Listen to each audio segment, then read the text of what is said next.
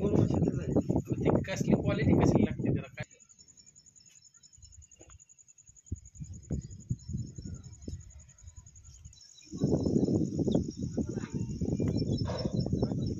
इथं मंडप आहे का पुढं मागं?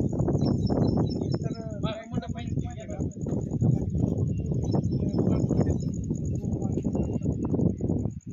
पताका बी गेला देवीचा योगीचा पताका आहे.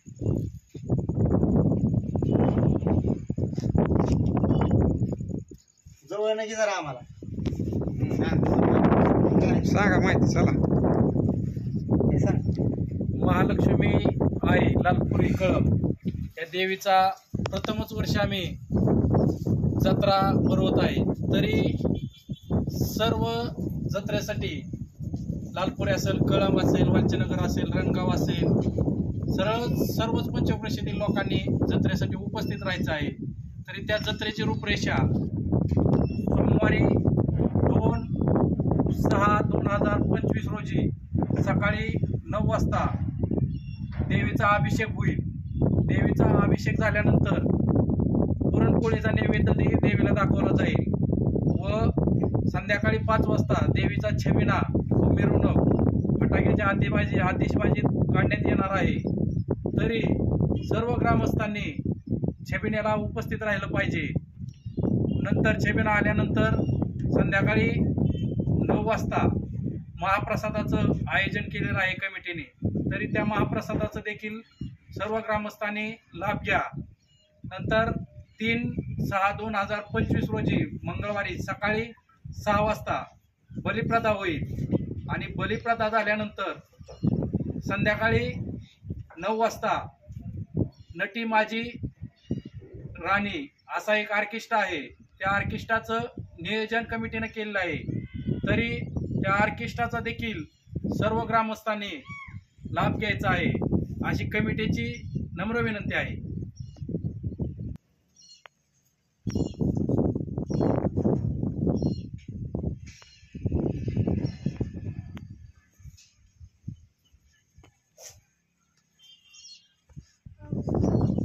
जवळ घ्या.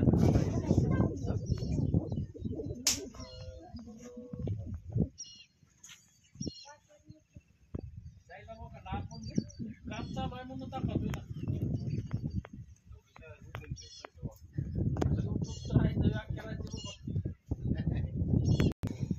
मित्रांनो, महालक्ष्मी आई लालपुरी इथं यावर्षी पहिल्यांदाच आपण यात्रेचं नियोजन केलेलं आहे.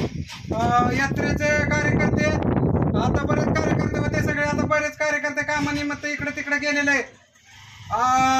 2 आणि 3 तारखेला आपण कार्यक्रम ठेवलेला आहे. अगोदर आपण 27 तारखेला ठेवला होता, 25, 26 आणि 27. पण इतका पाऊस झालेला आहे, जवळजवळ आठवडाभर पाऊस होता. कधीच एवढा पाऊस झालेला नाही. इतका पाऊस यावर्षी झालेला आहे. आणि आता त्याच्यामुळे आपण यात्रा कॅन्सल करून आता 2 आणि 3 तारखेला ठेवलेले आहे. तर 2 तारखेला देवीचा छबिना झाल्यानंतर दुसऱ्या दिवशी इथं बोकडं कापली जाणार आहेत. आणि यावर्षी का असं नियोजन केलेलं आहे तर आमच्या गावातील लोक इतर गावात जायची कशासाठी, मटण खाण्यासाठी. पण आपल्या इथं आल्यानंतर त्या पाहुण्यांना आपल्या घरी निमंत्रणांना बोलवता येत नव्हतं. म्हणून गावातील जाणकारांनी, मोठ्या लोकांनी निर्णय घेतलेला आहे की आपण पण गावात जत्रा करू.